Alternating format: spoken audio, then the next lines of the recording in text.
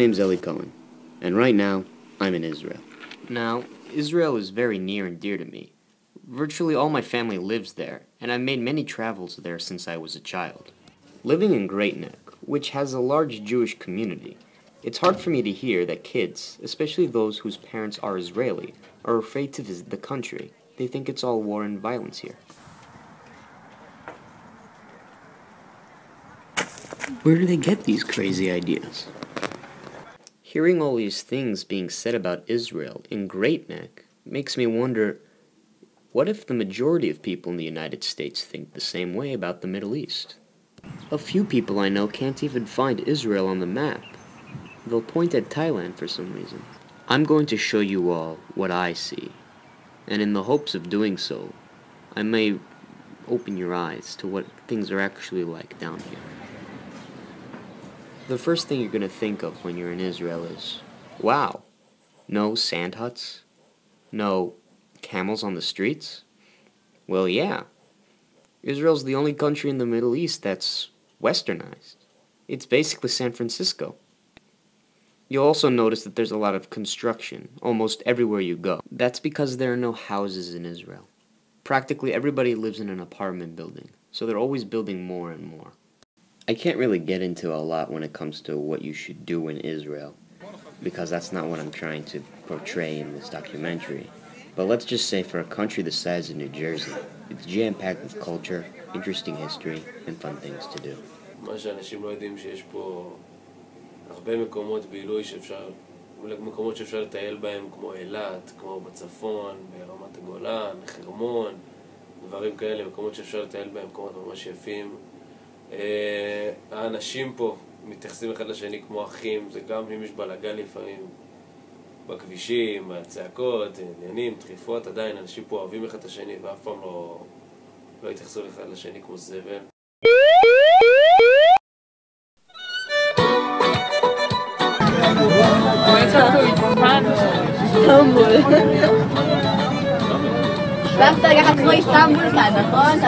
Are the Muslims truly something to fear in this country? Well, if characteristics such as selling fine pottery on the streets for a good price, or creating deliciously crafted falafels out of nutritional Mediterranean ingredients, or if entertaining us on our way to work are signs of pure evil, then yes. The majority of Jews and Muslims are at peace, not war. What you hear on the TV is just hyped up false information given to us by the media in hopes that we would take it as truth. To further prove my claim, let's take a look at Jerusalem. Jerusalem is considered one of the holiest places on earth, for it is an important place for Jews, Christians, and Muslims. It can be considered one of the few places where diehard conservatives from all backgrounds can come together. The first thing you're going to notice, or more specifically hear, in Jerusalem is the Muazzin, or call to pray, that the Muslims do. Let me tell you, it's enchanting. Just listen.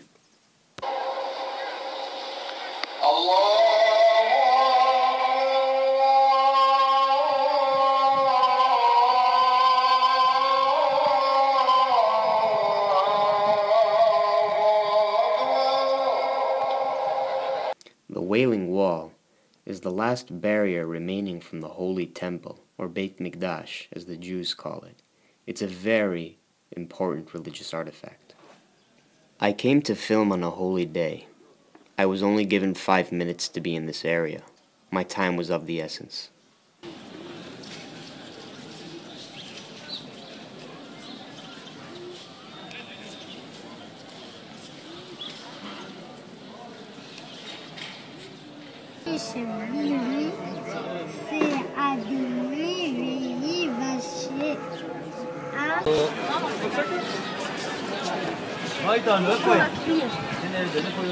Via Dolorosa is the holy Christian quarter of the city. Here you can see the handprint allegedly made by Jesus Christ as he walked up the streets of the town carrying the cross. Continuing on up, you will reach the Church of the Holy Sepulchre. This is an area where many Christians believe Jesus Christ was crucified, buried, and resurrected. The churches here are possibly the most beautifully made ones you'll see outside of Italy. They're just absolutely ginormous, and it's hard to believe people were able to make it back in the day.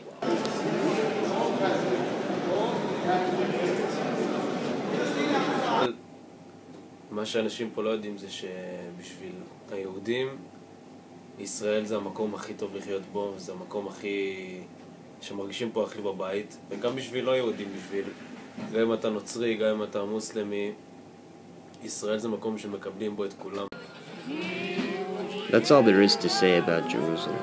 But now let's move on to another topic to talk about when it comes to Israel. Yes, there are still conflicts that go on in Israel, mainly between the Palestinians and Israelis. But they're more under Israel's control, and they're far less severe than they used to be only a mere few decades ago. That building you just saw is the same one I'm looking at right now, except more up close.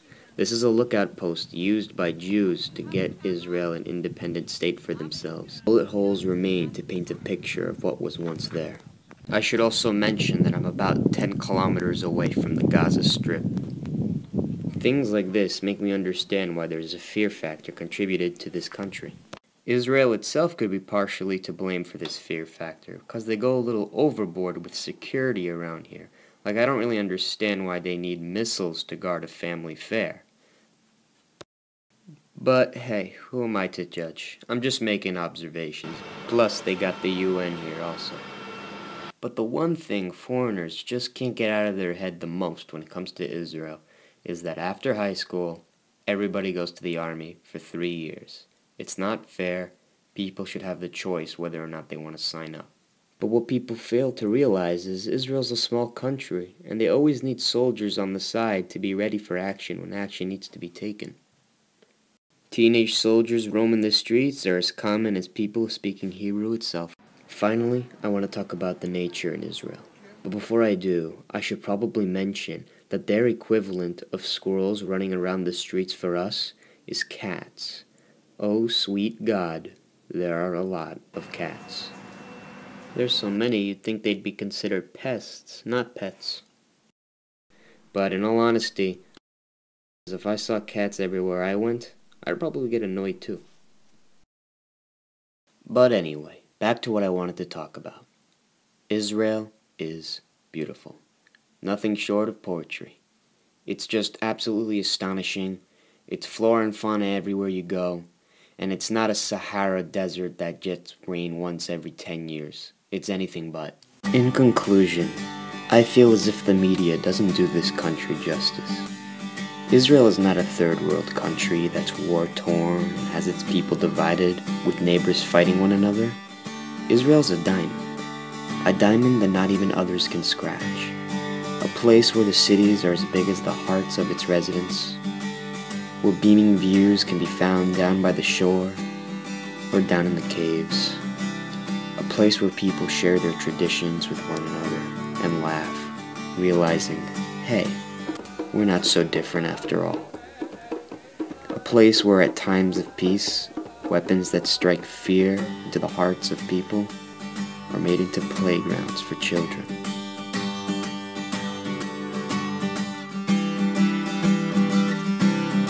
And a place where you can find yourself in the cacti fields.